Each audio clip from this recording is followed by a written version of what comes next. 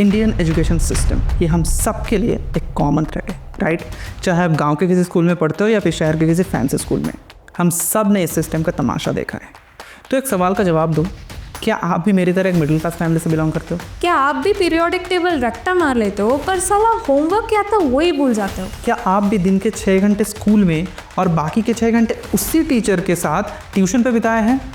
Double dose of torture, right? क्या exam के डर से आपने भी भगवान से बिजनेस डील किया है? बस इस बार पास करवा दो, हर सोमवार मंदिर में पूजा करने आऊंगी। क्या आपने भी पढ़ाई के चक्कर में अपने sports, music, drama, in short अपनी क्रिएटिविटी का बलिदान दिया है? और हमारा पेरेंट्स का वो गोल्डन डायलॉग, बेटा बस इस बार एग्जाम में अच्छे मार्क्स लेके आओ, फिर पूरा जिंदगी में मजे ही मजे। तो अगर आपका स्ट्रगल भी हमारे जैसा ही है तो welcome to the club of almost झंड जिंदगियाँ। और ये जो हालत है इसका असली क्रेडिट जाता है हमारे अपने इंडियन एजुकेशन सिस्टम को। जो सिस्टम हमको नर्चर करने के लिए बना था वही सिस्टम हमको बस नंबर और रट्टा कल्चर का मशीन बना के छोड़ दिया। But why is it like this? गलती आखिर किसकी है? स्टूडेंट्स की है, पेरेंट्स की है या फिर पूरे सिस्टम की है? चलिए इस पूरे स्टोरी को विस्तार से जानते हैं और जानते हैं दास्ताने अत्याचार।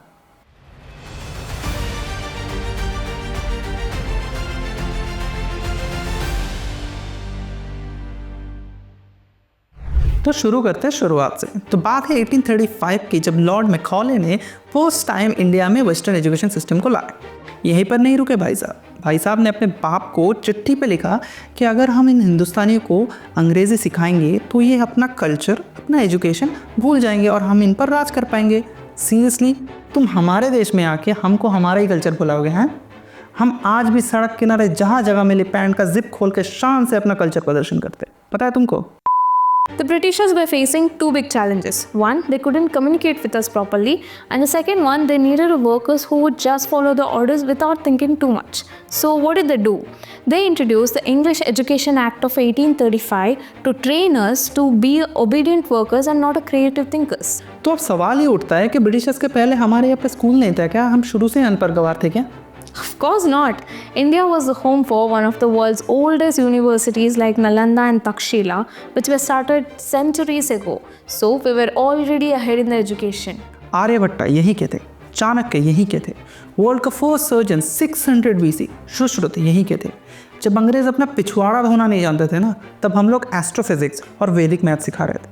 हाँ, ये बात अलग है कि वो लोग आज भी अपना पिछवाड़ा धोना नहीं जानते। Macaulay's system wasn't about fostering creativity. It was designed to make people follow the orders and also make them to work quietly at their desk. He also made the English the medium of instruction. This was not to boost their intellectual growth or something. It was all about separating the educated from the uneducated. ये था Macaulay का plan, हमारे दिमाग को nurture नहीं, हमारे दिमाग को बस कंट्रोल करना। And fast forward to today, English is still considered the marker of being educated in India.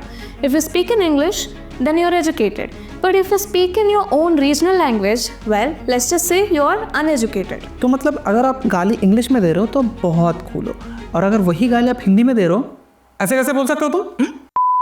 Now let's get back to our Indian education system. तो बेसिकली ये इंडियन एजुकेशन सिस्टम हमारे साथ करता क्या है, हम बताते हैं। Point number 1, it kills our curiosity. Like example, पापा, आप जब स्कूटर चलाते हो तो उससे धुआं निकलता है, उसके अंदर आग लगता है क्या? 9th का टेबल प्रैक्टिस किया तुमने? It's like our curiosity is being shut down even before it begins. I mean, why can't we answer simple questions like this? And it doesn't end here. Everest is the highest mountain in the world. इसका height है 29,000 feet. But madam, इसका height नापा कैसे? ये out of syllabus का question है, exam में नहीं आएगा। जितना पढ़ा रहे हो उतना ही सीखो। तो ये है हमारा इंडियन एजुकेशन सिस्टम, क्यूरियोसिटी। बस मार देंगे इसको, मार ही देंगे। It's like we've been taught to focus on only what comes in the exam, which brings us to point number 2. रट्टा मारो, आगे बढ़ो। Indian education system at its core is all about रट्टा मारो competition. Who can memorize more and who can do it faster? ये system talent को नहीं, बस रट्टा मारने की स्पीड को वैल्यू करता है। जस्ट लाइक आ देखे ज़रा किस में कितना है दम, जम के मारो रट्टा, सवाल पूछो कम। It's not about skills or knowledge anymore. It's all about memorization. And guess what? Even the subjects like mathematics, we've been told to memorize the formulas instead of understanding them. Mathematics? Sir mathematics को कैसे रट्टा मार सकते हो बे? Our education system focuses more on memorization and less on creativity, problem solving skills, and critical thinking. Is this truly the best way to prepare a student for the future? Government school में 12 साल तक English पढ़ेंगे, लेकिन जब बोलने की बात आती है तो ऐसा लगता है कि ये लैंग्वेज नासा से इंपोर्ट करवा के लाया है। He is the Narendra Modi, he is a politician. No COVID-19 of India. 2020 outwell election. 24 Goripur Assembly Legislative. Point number 3, the factory. तो ये इंडियन एजुकेशन सिस्टम आखिर करता क्या है? रोबोट्स बनाता है हम जैसे। Think about it. On an average, a student studies up to 12 hours a day. And what about the extracurriculums? What are they even learning there? Zero, शून्य, नील बटे सन्नाटा। आर्ट्स, पोएट्री, ड्रामा, डांस सब waste of time है। सब भागो IIT, सब भागो IIM। And communication skills? वो क्या होता है? तो जो चीज़ आपकी पर्सनालिटी डेवलपमेंट के लिए सबसे ज़्यादा ज़रूरी है, public speaking, confidence, critical thinking, ये सब इंडियन एजुकेशन सिस्टम के हिसाब से आपके एजुकेशन के सबसे बड़ी दुश्मन है। And what about the results? Both their public speaking skills and the confidence would be shattered into pieces. If students were never taught to understand themselves or to explore their passion, talent, or skills, then they would end up in a career that would drain their energy and creativity. यही होता है जब बचपन से introspection का कोई tool नहीं दिया जाता। क्या करना है, क्या बनना है, कुछ पता ही नहीं, बस मार्क्स के पीछे भाग रहे हैं। Imagine if students were encouraged to explore their passions and strengths from an early age. They would build a fulfilling career choices for the future. पर ये तभी होगा जब एजुकेशन का अप्रोच चेंज होगा। स्कूल एक फैक्ट्री की जगह एक नर्चरिंग ग्राउंड बनेगा। Point number 4, pressure cooker. The pressure cooker of our education system is not just created by our schools or universities. Even parents play a role in it. Parents need to realize that kids are not mutual funds who are born to fulfill their unreasonable expectations. तू doctor बनेगा, तू engineer ही बनेगा, ये बोल बोल के ना जाने कितने बच्चों को इस प्रेशर कुकर में डाल दिया जाता है, बट समझाएगा कौन? And what's the result? A heartbreaking rise in student suicides. According to NCRB data, the student suicide in India has rose from around 9,000 in 2016 to a shocking of 13,000 in 2022. It's a 38% increase in just 6 years. India में talents की कोई कमी नहीं है, बल्कि IIT, IIM, AIIMS, this are world class institutions. But problem क्या है पता है? Scams, corruption. रिसेंटली हुआ नीट स्कैम। कितने स्टूडेंट्स, ज़रा सोच के देखो, इतनी मेहनत के बाद एक स्कैम की वजह से अगर पूरा सपना बिखर जाए तो मेंटल ब्रेकडाउन तो होगा ही ना। पॉइंट नंबर 5, करियर चॉइस, एक और ट्रॉमा। तो ऐसा माना जाता है कि अगर आप साइंस ले रहे हो तो मतलब आपके पास न्यूटन का दिमाग है, और कॉमर्स ले रहे हो तो मतलब चलो कुछ नहीं मिल रहा तो कॉमर्स ले लो, और अगर गलती से अपने आर्ट्स ले लिया तो वो तो मतलब गाली के बराबर, आप समाज में मुंह दिखाने के लायक नहीं रहे। और जेंडर भी डिसाइड करता है आपका करियर क्या होगा। लड़की हुई डॉक्टर बना दो, लड़का हुआ इंजीनियर बना दो। Creativity or talents don't fit into any streams, and yet parents keep pushing the children into engineering or medicine even if the kid is not interested. यही तो दिक्कत है हमारे इंडियन एजुकेशन सिस्टम की। स्टूडेंट्स को उनके नेचुरल टैलेंट के हिसाब से नर्चर करने के बजाय उनको बस एक टेम्पलेट में बिठाने की कोशिश में लगे हुए हैं। And we are not here to promote to know to have a degree. Degree is important. What we mean is that students should make a choice in their stream or a career path that makes them happy and excited about, and not something that they've been forced by their peers or others' expectations. और schools में entrepreneurship, creative careers, इसकी तो कोई बात ही नहीं करता।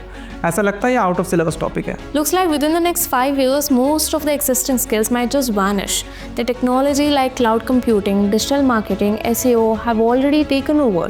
Just think about it. 20 years ago, these fields didn't even exist. This means the key to survival in this fast-changing world will be 3 things: creativity, adaptability, and the ability to learn the new skills. If kids are not taught these things, then they'll lag behind the world which doesn't wait for anyone. लेकिन system तो अभी भी वही पुराना रट्टा मारो pattern पे चल रहा है, और स्किल डेवलपमेंट की बात कोई नहीं करता। अब बात करते हैं पॉइंट नंबर 6 की, the backbone of Indian education system, teachers. कभी सोचा है ये इंडियन एजुकेशन सिस्टम टीचर्स के साथ क्या कर रहे हैं? स्कूल में तो उन्हें बोला जाता है कि आप नेशंस बना रहे हो, आप फ्यूचर बना रहे हो, लेकिन जब सैलरी की बात आती है तो ऐसा लगता है जैसे चैरिटी चल रहा हो। Private school teachers earn around 15 to 30,000 per month. That's less than what some delivery executives even make. तभी तो सारे प्राइवेट टीचर कोचिंग सेंटर में भाग रहे हैं, वहाँ उनको स्कूल के कंपैरिजन में सैलरी भी ज़्यादा मिलता है और फैसिलिटीज़ भी ज़्यादा मिल रहा है। But here's the irony. Parents send their kids to school for attendance and coaching center for the brilliance. If schools are there only for attendance, then why are we even running them? एक तरफ students के ऊपर pressure cooker का ढक्कन लगाया जा रहा है, दूसरी तरफ टीचर्स को सर्वाइवल मोड पे रखा है। आखिर ये कब तक चलेगा? आखिर इस सिस्टम को अगर सुधारना है तो सुधारा जाए कैसे? मैं बताता हूँ। फर्स्ट स्टेप लेना पड़ेगा स्टूडेंट्स आपको खुद को। सारा दिन घर पे बैठ के इंस्टाग्राम स्क्रॉल करने से नहीं चलेगा। And instead of mindless scrolling, you can watch documentaries on archaeology, psychology, space, or environmental science. There are so many amazing career options that you have never even heard of before. Parents को समझना होगा कि बच्चे के ऊपर pressure डालना solution नहीं है। सेफ करियर का मतलब ये नहीं कि वो खुश रहेगा। Let your kids explore their interests, whether it's art, music, or coding. Support their passion. True happiness comes from doing genuinely what they love. पढ़ाई सबका अधिकार है, ये सिर्फ अमीरों का नहीं है। हमारे एजुकेशन सिस्टम में कॉस्ट कंट्रोल होना चाहिए। हमारा पुराना गुरुकुल सिस्टम याद है, एक्सेसिबल और balanced. This is the time we need to learn from our roots. Online learning is already making the education more easier to access. We just need to keep expanding and exploring more opportunities. The infrastructure in the government school has to be improved, and most importantly, the focus should be on skill-based learning. You see, a lot of these teachers are not even paid enough, and they're not even trained properly, and still we expect the teachers to do miracles. But the system doesn't even invest enough in the growth. How can we expect a quality education from an educator who doesn't even get enough tools to succeed? बात simple है, अगर teachers को hero की तरह treat नहीं करोगे तो अगले आने वाले 10 साल में स्कूल्स हिस्ट्री बन जाएंगे और कोचिंग सेंटर्स इंडस्ट्री का future. Invest in quality education and invest in teachers, because they're not just teaching, they're building a whole generation. Let's fix the system before the system fails us.